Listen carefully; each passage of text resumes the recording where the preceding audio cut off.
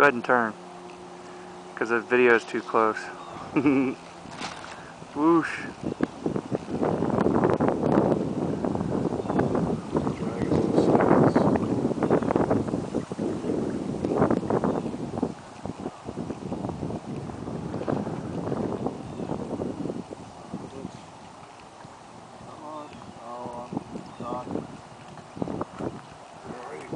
He's over here. Oh, you're stuck in the same place I was over there. It's feeling the wind. It's kind of coming from the other direction. You may try and bump you? No, don't. Then Brad can get both of our stuck buckets.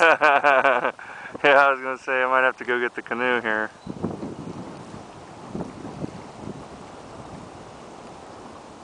Are you out? No, not quite.